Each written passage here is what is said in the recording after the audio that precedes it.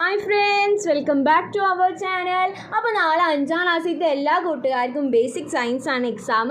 അപ്പോൾ അതിലെ കുറച്ച് ഇമ്പോർട്ടൻ്റ് ആയിട്ടുള്ള ക്വസ്റ്റ്യൻസ്, അതായത് മുൻ വർഷങ്ങളിൽ ചോദിച്ചിട്ടുള്ള കുറച്ച് പ്രധാനപ്പെട്ട ചോദ്യങ്ങളാണ് നമ്മളിവിടെ ഡിസ്കസ് ചെയ്യുന്നത്. അപ്പോൾ നമുക്ക് നോക്കി നോക്കാം. ആദ്യത്തെ ക്വസ്റ്റ്യൻ, വാട്ട് ഈസ് മെറ്റമോർഫോസിസ്? എന്താണ് മെറ്റമോർഫോസിസ്? എന്താണ്?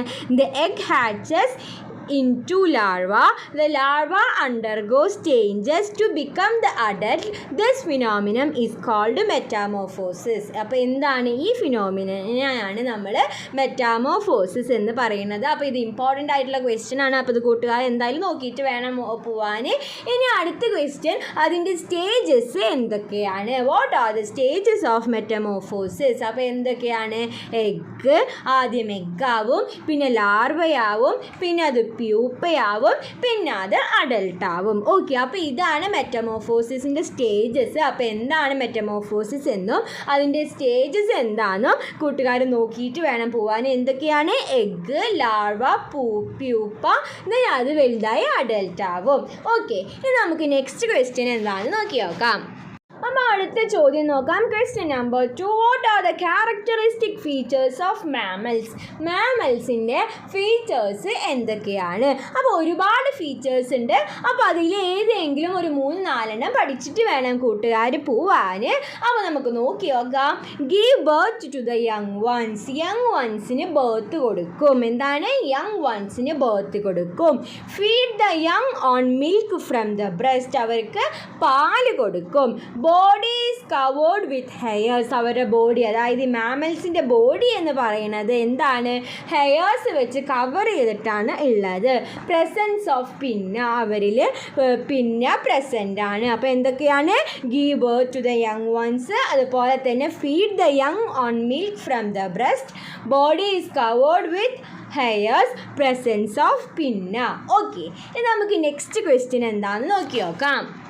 ദെൻ അടുത്ത ചോദ്യമാണ്, name some artificial satellites and its uses. അപ്പോൾ ഏതെങ്കിലും ആർട്ടിഫിഷ്യൽ സാറ്റലൈറ്റും അതിൻ്റെ യൂസസും എഴുതാം.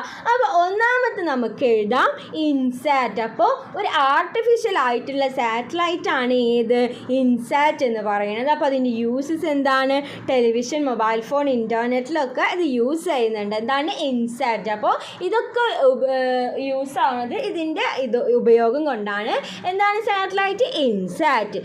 ഇനി നെക്സ്റ്റ് ആണ് IRS, to identify land resources, climatology, to identify fishery resources. അപ്പോൾ IRS എന്ന് പറയുന്ന ആർട്ടിഫിഷ്യൽ സാറ്റലൈറ്റ് എന്തിനാണ് യൂസ് ചെയ്യുന്നത്?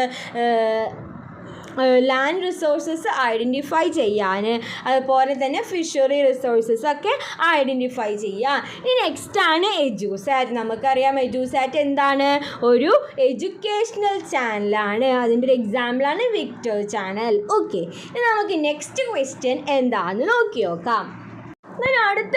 അടുത്തൊരു ചോദ്യം, astronauts have to carry even air for respiration. Why? എന്താണ്? ഈ ആസ്ട്രോണറ്റ്സ് ഒക്കെ സ്പേസിൽ പോകുമ്പോൾ അവർക്കുള്ള എയറും കൂടെ ഇവിടുന്ന് കൊണ്ടുപോകും. അതെന്തിനാണ് അങ്ങനെ കൊണ്ടുപോകുന്നത്? എന്തിനാണ്? There is no air anything else in space. അപ്പോൾ സ്പേസിൽ എന്തില്ല? എയർ ഇല്ല. അപ്പോൾ അതുകൊണ്ട് സ്പേസിൽ പോയാൽ അവർക്ക് ശ്വസിക്കാനുള്ള എയറാണ് അവർ ഇവിടുന്ന് കൊണ്ടുപോകുന്നത്. ഓക്കെ, ഇനി നമുക്ക് അടുത്തൊരു ചോദ്യം നോക്കാം. VSSCയുടെ ഫുൾ ഫോം എന്താണ്? What is the full form of VSSC? എന്താണ്?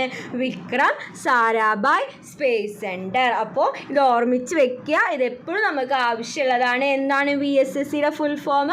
Vikram Sarabhai space centre. Okay, ഇനി നമുക്ക് നെക്സ്റ്റ് ക്വസ്റ്റ്യൻ എന്താണെന്ന് നോക്കി നോക്കാം. Then our last question, what are the uses of artificial satellite? Artificial satellites നമ്മളിപ്പോൾ ഡിസ്കസ് ചെയ്തു, കുറേ ടൈപ്സ് നമ്മളിപ്പോൾ ഡിസ്കസ് ചെയ്തു. അപ്പോൾ അതിൻ്റെ യൂസസ് എന്താണ്? അപ്പോൾ ഒരുപാട് യൂസസ് ഉണ്ട്. അതിലൊരു 3-4 പഠിച്ചിട്ട് വേണം കൂട്ടുകാർ പോവാൻ. ഇതെന്തായാലും ഷുവറായിട്ടും ചോദിക്കുന്ന ഒരു ക്വസ്റ്റ്യൻ ആണ്. അപ്പോൾ എന്താണ്? What are the uses of artificial satellite? അപ്പോൾ ആദ്യത്തെ നമുക്ക് നോക്കാം. To identify fishery resources. Fishery resources ഒക്കെ ഐഡൻറ്റിഫൈ ചെയ്യാൻ. ഇനി നെക്സ്റ്റ് എന്താണ്, ഇൻ ക്ലൈമറ്റോളജി, ക്ലൈമറ്റ് ഒക്കെ പ്രിഡിക്റ്റ് ചെയ്യാൻ നമ്മൾ ഈ സാറ്റലൈറ്റ് യൂസ് ചെയ്യും. ഇൻ സ്പേസ് റിസർച്ച്, അപ്പോൾ സ്പേസ് റിസർച്ചിന് വേണ്ടിയിട്ട് നമ്മൾ ആർട്ടിഫിഷ്യൽ സാറ്റലൈറ്റ് യൂസ് ചെയ്യും.